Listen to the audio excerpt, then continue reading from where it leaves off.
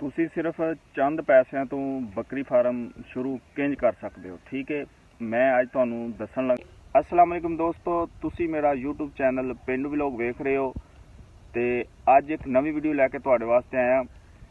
ਅੱਛਾ ਜੀ, ਇਹ ਅੱਜ ਤੁਹਾਨੂੰ ਮੈਂ ਦੱਸਣ ਲੱਗਾ ਕਿ ਥੋੜੇ ਪੈਸਿਆਂ ਤੋਂ ਬੱਕਰੀ ਫਾਰਮ ਵਾਲਾ ਜਿਹੜਾ ਕਾਰੋਬਾਰ ਹੈ ਉਹ ਕਿੰਜ ਕਾਮਯਾਬ ਹੁੰਦਾ। ਠੀਕ ਹੈ, अच्छा जी, पाकिस्तान का नंबर 1 आइडिया ਉਹਦੇ ਬਾਰੇ ਅੱਜ ਗੱਲ ਕਰਾਂਗੇ। ठीक है, कि थोड़े पैसे तो बकरियां का काम किंज कामयाब ਹੁੰਦਾ है। ठीक है, ਤੇ जनाब पहले नंबर ਤੇ ਤੁਸੀਂ ਇਹ ਸੋਚਦੇ ਹੋਵੋਗੇ ਕਿ ਸਾਡੇ ਕੋਲ ਪੈਸੇ ਥੋੜੇ ਨੇ, ਅਸੀਂ ਬੱਕਰੀਆਂ ਦਾ ਕਾਰੋਬਾਰ ਸ਼ੁਰੂ ਕਰ ਹੀ ਨਹੀਂ ਸਕਦੇ। ਇਹ ਤੁਹਾਡੀ ਗਲਤ ਸੋਚ ਹੈ। ਠੀਕ ਹੈ, ਥੋੜੇ ਪੈਸੇ ਨੇ ਕੋਈ ਮਸਲਾ ਨਹੀਂ, ਲੇਕਿਨ ਤੁਸੀਂ ਥੋੜੇ ਹੀ ਪੈਸਿਆਂ ਤੋਂ ਆਪਣਾ ਬੱਕਰੀਆਂ ਦਾ ਕੰਮ ਸ਼ੁਰੂ ਕਰਕੇ ਚੰਦ ਸਾਲਾਂ ਦੇ ਵਿੱਚ ਤੁਸੀਂ ਕਾਮਯਾਬ ਹੋ ਸਕਦੇ ਹੋ। ਠੀਕ ਹੈ, पहले नंबर ते तुसी थोड़े पैसे तो शुरू करना है। तुसी कम से कम 2 बकरियां तो अपना बकरी फार्म वाला काम शुरू कर सकते हो। ठीक है, अगर तुहाडे कोल 1 लाख रुपया है तो तुसी 1 लाख दियां 2 अच्छियां बकरियां, ठीक है, सून वालियां वो लै सकते हो। ठीक है, पहली दफ़ा अगर तुसी 2 बकरियां खरीदियां ने सून वालियां लै लो। ठीक है,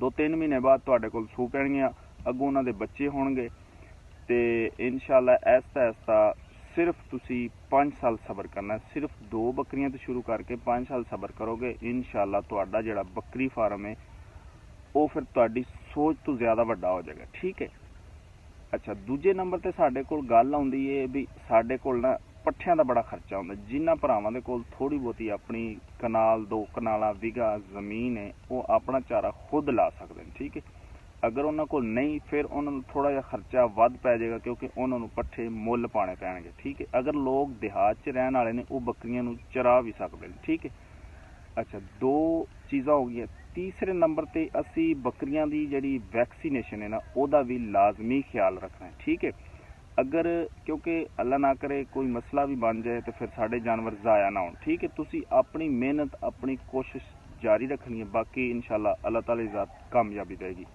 अच्छा, चौथे नंबर ते फिर असी जिहड़ा ना एक होर चीज़ है, असी शैड की तैयारी कर लेने। वेखो जी, जदों साडा एक फार्म ही छोटा है, साडे कोल पैसे ही थोड़े ने, फिर सानू शैड बनाने की फिल फॉल कोई ज़रूरत नहीं। ठीक है, थोड़ी जी जगह है उत्थे भी असी अपनी बकरियां नूं रख सकने। हाँ, अल्लाह ताला कामयाब करे, जदों तुहाडा फार्म बहुत ही कामयाब हो जाए फिर तुसी एक अच्छा खूबसूरत शैड भी बना सकते हो। ठीक है, ये सिर्फ 4 चीज़ां सन जिन्हां नूं असी फॉलो करके एक छोटा जिहा बकरी फार्म जिहड़ा ना उहनूं असी कामयाब बना सकने हैं। ठीक है, ज़रूर बना सकने हैं।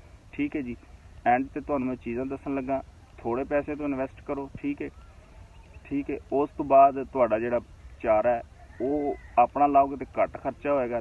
तीसरे नंबर ते तुसी शैड जिहड़ा वो नहीं बनाना। ठीक है, चौथे नंबर ते तुसी अपना वैक्सीनेशन का ख्याल रखना। ठीक है, अगर वाकई तुसी बकरी फार्म शुरू करना चाहते हो तो फिर इस वीडियो नूं लाजमी लाइक शेयर करना है। ठीक है, और कमेंट दसना कि तुसी कितनियां बकरियां को कारोबार शुरू करना चाहते हो।